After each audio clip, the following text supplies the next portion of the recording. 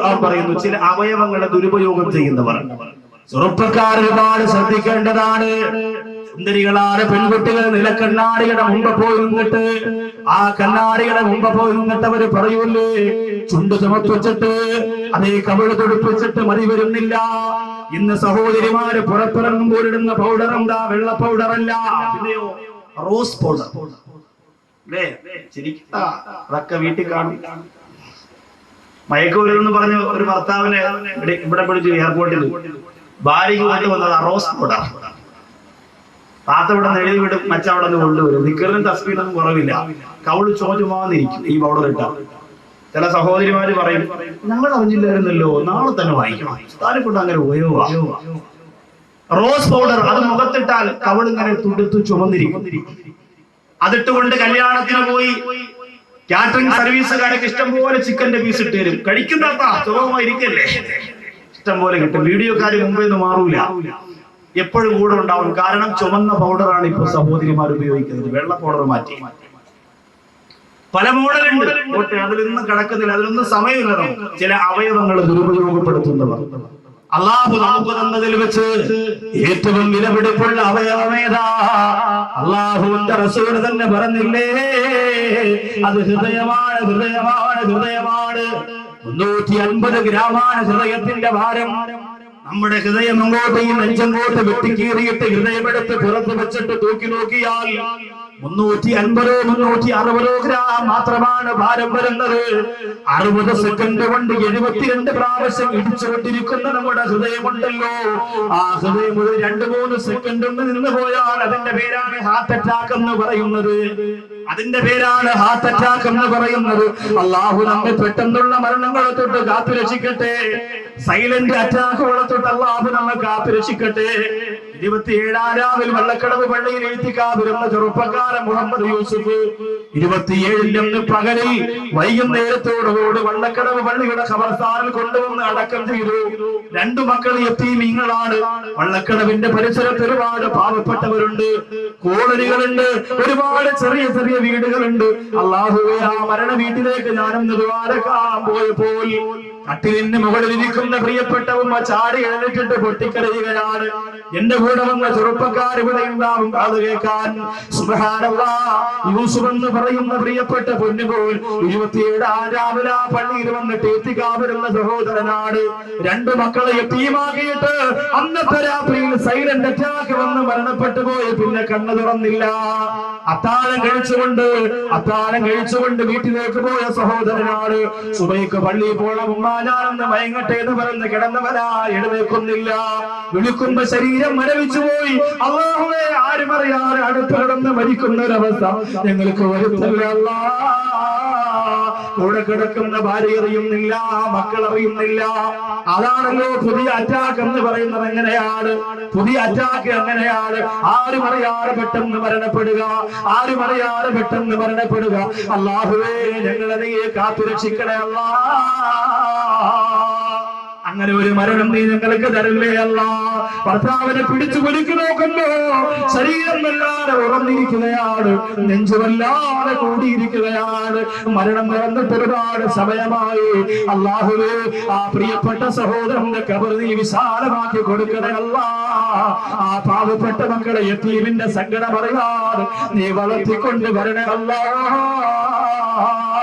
6 സഹോദരിമാരെ മരണപ്പെട്ടു പോയാൽ നാം നോക്കുന്ന പോലെ നമ്മുടെ മക്കളെ നോക്കാൻ ആരാ ഉള്ളത്? നാം നോക്കുന്ന പോലെ നമ്മുടെ മക്കളെ നോക്കാൻ ആരാ ഉള്ളത്? ആരൊക്കെ ഉണ്ടെന്ന് പറഞ്ഞാൽ നമുക്ക് പകരമാകുമോ സഹോദരങ്ങളെ? ആരുണ്ടെന്ന് പറഞ്ഞാൽ നമുക്ക് പകരമാകുമോ സഹോദരങ്ങളെ? അല്ലാഹു പെട്ടെന്നുള്ള മരണങ്ങളെ തൊട്ട് നമ്മെ കാത്തുരക്ഷിക്കട്ടെ. ഇന്നത്തെ എരിങ്കുളത്തെ മജ്‌ലിസിൽ വന്ന് ഇന്ന് നിങ്ങൾ ചെയ്യുന്ന ദുആ, പെട്ടെന്നുള്ള മരണത്തെ തൊട്ട് അല്ലാഹു നമ്മെ കാത്തുരക്ഷിക്കണമെന്ന് നിയത്തിലാണ്.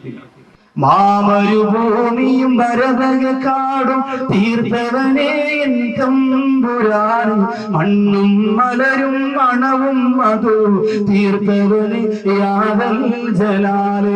മാമരുഭൂമിയും ഭരതകാടും തീർത്തവനേ എൻ തമ്പുരാൻ, മലരും മലരിൽ മണവും മധു തീർത്തവനേ യാദൽ ജലാല്. അല്ലാഹുവിന്റെ റസൂൽ പറയുന്നു, ആയിഷ ഇന്ന ഫീ ഖൽഖിസ് സമാവാതി വൽ അർളി വഖ്തിലാഫിൽ ലൈലി വന്നഹാരി ലആയാതിൽ ലിഉലിൽ അൽബാബ്. രാപകലുകൾ വ്യത്യാസമാകുന്നതിൽ അല്ലാഹുവിന്റെ അത്ഭുതങ്ങൾ ഒരുപാടുണ്ട്. ബുദ്ധിയുള്ളവരെ നിങ്ങൾക്ക് അത്ഭുതമുണ്ട് എന്ന് അല്ലാഹുവിന്റെ റസൂൽ പറയുമ്പോ ഏറ്റവും കൂടുതൽ അല്ലാഹുവിന്റെ റസൂൽ ചിന്തിച്ചിരുന്നത് ആകാശത്തെ കുറിച്ചാ. എന്തുകൊണ്ടാണ് അങ്ങനെ ചിന്ത വന്നറിയോ? അത്താലി ജിരിന്നൂരി ജിബ്രീലും വഖഫ് ഫീ ശത്തിഹി റൂബൻ ഫഖദ്ദഅവഖത ദഅനി തഖദ്ദം യാ ഹബീബി ലാ തഖഫ് അബ്ശിർ തുനാജി റബ്ബകൽ ഖയ്യൂം സല്ലു അലൈഹി വസല്ലിമു തസ്ലീമാ. അല്ലാഹുവിന്റെ റസൂലിനെ കൊണ്ടുപോയില്ലേ മുഖറബുൽ അംലാഖ് മലക്ക് ജിബ്രീൽ അലൈഹിസ്സലാം കൊണ്ടുപോയപ്പോ എന്റെ പ്രിയമുള്ളവരെ ആകാശലോകത്തിന്റെ അത്യുത്ഭുതങ്ങൾ അല്ലാഹുവിന്റെ റസൂൽ കണ്ടുപോയി. പിന്നെ ഇവിടെ വന്നു പോയാൽ എപ്പോഴും ആകാശത്തിലേക്ക് ഒരു നോട്ടമാണ്. എന്തോ അത്ഭുതമാ, എന്തോ അത്ഭുതമാ സഹോദരങ്ങളെ.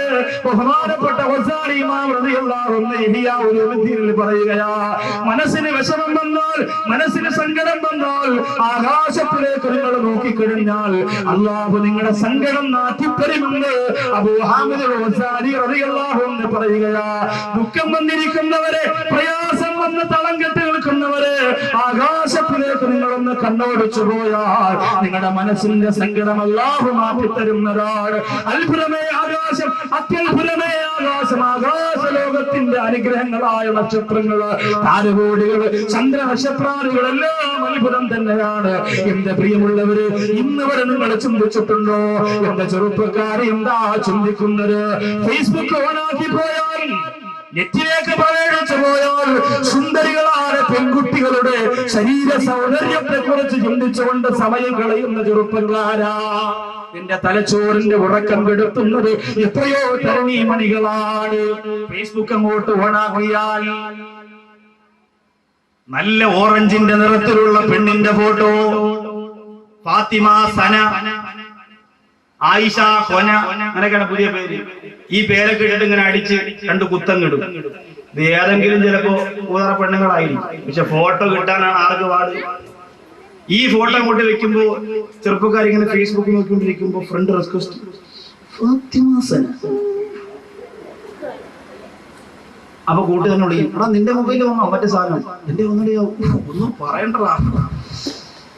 അല്ലാഹുവേ, ഇതൊക്കെ ഉണ്ടോ? ലോകത്ത് ഇങ്ങനെ പെണ്ണുണ്ടോ?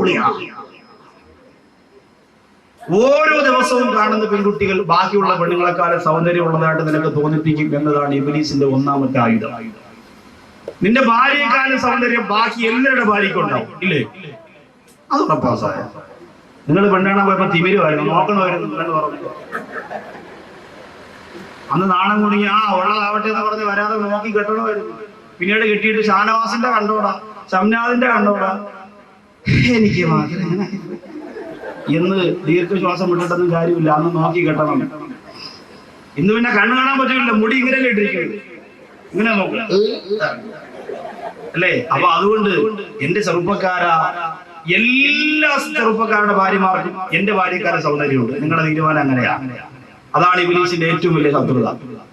സ്വന്തം ഭാര്യയുടെ സൗന്ദര്യം അറിയണമെങ്കിൽ അപ്പുറത്തെ വീട്ടിൽ പോയി നിന്നിട്ട് ജനാലയിലൂടെ നിങ്ങൾ എവിടേക്ക് നോക്കിയാൽ മതി.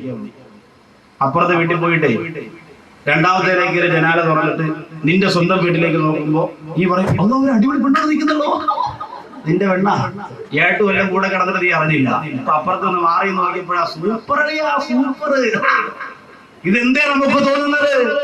എല്ലാവരുടെയും മനസ്സെങ്ങനെയാണ് സൗന്ദര്യ സങ്കല്പത്തിന്റെ വിഷയത്തിൽ. അവിടെയാണ് നമുക്ക് പരാജയം. അള്ളാഹു നമുക്ക് തന്നു, അൽഹംദുലില്ലാഹ്. ഇത് തന്നെയാണ് ഭൂലോക സുന്ദരി. ഇത്തിരി മൂക്കി ചപ്പിയാലും ഇത്തിരി കണ്ണ് ഞണങ്ങിയാലും ഇതിനപ്പുറം സൗന്ദര്യം ഇല്ലാന്ന് സ്വയം തീരുമാനിച്ച് ജീവിച്ചില്ലെങ്കിൽ ജീവിക്കാൻ പറ്റില്ല, വലിയ പാടാ. എത്ര കിട്ടിയാലും 4 വരെ പോകാൻ പറ്റും, അതിനപ്പുറത്തേക്ക് പോകാനും പറ്റില്ല, അല്ലേ? നിങ്ങൾ ആലോചിച്ച് നോക്കി. ഞാനിത് പറയുന്നത് ഏത് രീതിയിൽ ചിന്തിച്ചാലും സൗന്ദര്യത്തിന്റെ വിഷയത്തിൽ നമുക്ക് ഇത്തിരി ആർത്തി കൂടുതലാണ്. അതുകൊണ്ടാണ് നമ്മുടെ മനസ്സിലുള്ള ചിന്ത എപ്പോഴും ഇങ്ങനെയാണ്, എപ്പോഴും ഇങ്ങനെ ഫേസ്ബുക്ക് നോക്കി വെച്ചിട്ട്, അല്ലേ? അവളെ ഇങ്ങനെ വന്നു, ഇങ്ങനെ വന്നു, എവിടെയാണ് താമസിക്കുന്നത്, പെരുങ്കുളത്താണോ കുത്ത് ചോദ്യം. അപ്പൊ മറുപടി അതേ, തിരിച്ച് അതേന്ന് പറഞ്ഞാൽ ഇങ്ങനെ അങ്ങനെ ഒരു വര അടി കയറി. പെരുങ്കുളത്ത് എവിടെ? ഇബ്രാഹിം കടയുടെ താഴെ. അവിടെയാണ് എന്റെ ഹൗസ്. 3-ാം ക്ലാസ് 4 കൊല്ലം തോറ്റനെ ഔച്ച്. എന്നിട്ട് എഴുതി ഒപ്പിട്ട് വീണ്ടും അങ്ങോട്ട് അയക്കാൻ. ഇങ്ങനെ അങ്ങോട്ടും ഇങ്ങോട്ട് കൈമാറി ഒന്ന് കാണണമല്ലോ. കാണാൻ വേണ്ടി ചെല്ലാൻ മണനാക്ക് ജംഗ്ഷനിൽ വരാൻ പറഞ്ഞു. 15 ബാറ്ററിയുടെ ടോർച്ചിട്ട് അടിച്ചു നോക്കിയാൽ അവിടെ കാണാൻ പറ്റുന്നില്ല. ആ രീതിയിലാണ്. ഓറഞ്ചിന്റെ നിറമായിരുന്നു ഫേസ്ബുക്കിൽ, പക്ഷെ മാറി. വിചാരമുക്കിയത് കൊണ്ടല്ല, നിറം ഒറിജിനൽ അങ്ങനെ തന്നെയാ. എന്റെ സഹോദരങ്ങളെ, ഇങ്ങനെ ചിന്തിക്കാൻ എനിക്ക് സമയമുണ്ടല്ലോ. എങ്ങനെ പണം ഉണ്ടാക്കണം ചിന്തിക്കൂലേ?